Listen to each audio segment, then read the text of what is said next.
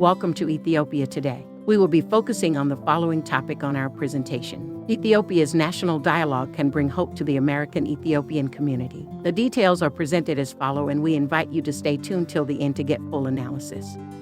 Please like, share, and subscribe, and post your comments too.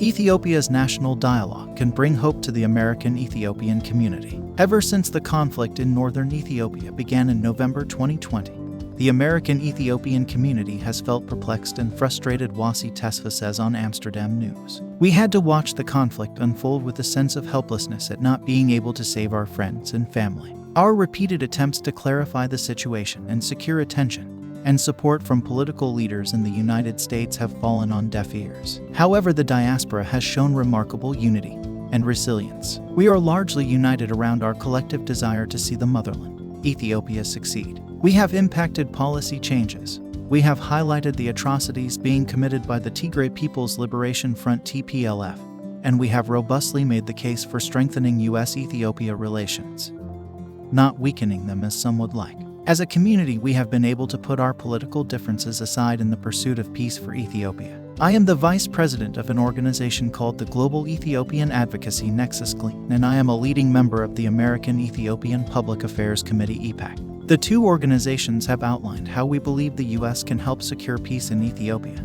disarm the TPLF, stop the TPLF from blocking aid to the people of Afar, Amhara, and Tigray, and support the Ethiopian government's efforts for an inclusive national dialogue. The proposed national dialogue deserves special attention as a possible way of creating understanding and ending the ongoing and devastating conflict.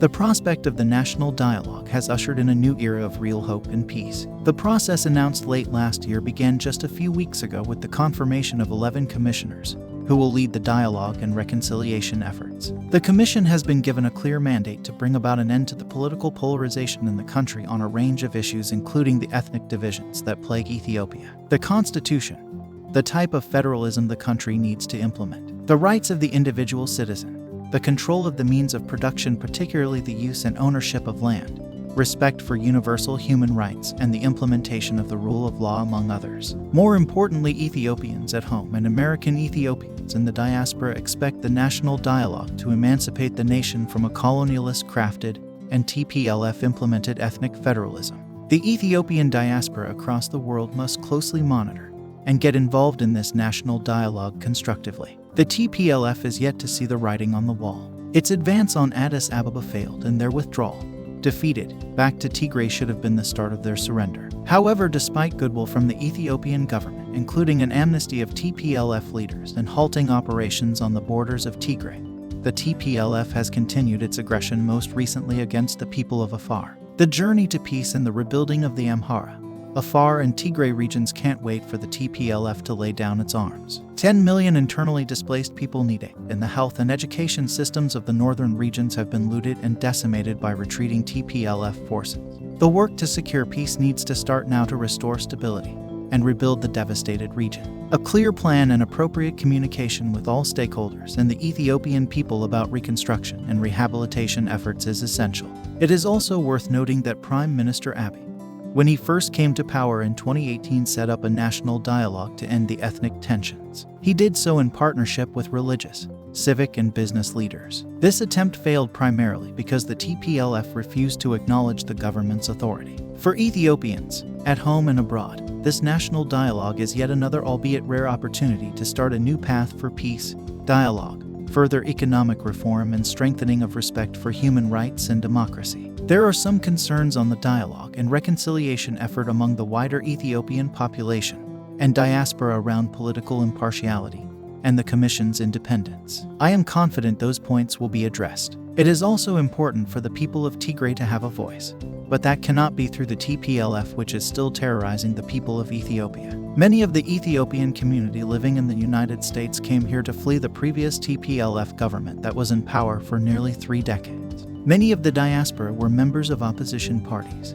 Some had loved ones that were arrested or killed without access to justice, and others were forced into exile. That is why it has been so painful to watch the United States government and members of Congress blindly attack Ethiopia, as if the TPLF are an innocent freedom-fighting group. They are not. History has shown they are authoritarian and have little time for peace and dialogue. The TPLF was also once on the U.S. list of terrorist organizations. Right now, members of Congress are pursuing a new bill sponsored by Tom Malinowski called the Ethiopia Stabilization, Peace and Democracy Act, or HR6600. It is a sanctions-first bill that will seek to force peace by implementing punitive measures to cripple Ethiopia's economy. It instructs the U.S. to stop investment in Ethiopia and seeks to block loans and support from the World Bank, IMF, and others. There is no question in my mind. If this bill is passed, it will directly impoverish thousands in Ethiopia. And it will happen just months after President Biden delisted Ethiopia from the African Growth and Opportunities Act AGOA, costing 200,000 jobs, most of whom were females previously employed in the textile industry. This bill is also not rooted in the realities of the conflict and the Horn of Africa region. Today, the Ethiopian people are desperate for peace, stability, and democracy. The pain the conflict has inflicted on innocent and impoverished communities is heartbreaking, and the impact on the economy has stolen vital and hard-earned years of Ethiopia's development. Instead of exacerbating the pain, the U.S. should rally behind the friendly people of Ethiopia and support an appropriate national dialogue and reconciliation effort. That is what the 1 million strong Ethiopian American community is fighting for. We hope our representatives listen. Are you looking for professional website and secure web hosting services? If so, you have come to the right place. Everything you can imagine is real. For us, impossible is just an opinion. As all our experts are highly professional and friendly, the digital home of your business is in safe hands and no more technical pressure on you. If you require a charity website, we have 20% off. Our team has already delivered great projects with highest standards which our customers always love. We are a forward-thinking team and hunger to deliver more and help. Let's bring your dreams into reality. Get in touch today. Contact at ethiopiatodayofficial.org. Thanks for staying with us. If you enjoyed our presentation, give us a like and share to your social contacts. And also don't forget to subscribe and tap on the notification bell if this is your first time. Please also check on our collection of favorites on the description section below. See you on our next video. Many thanks. May God bless Ethiopia and its people.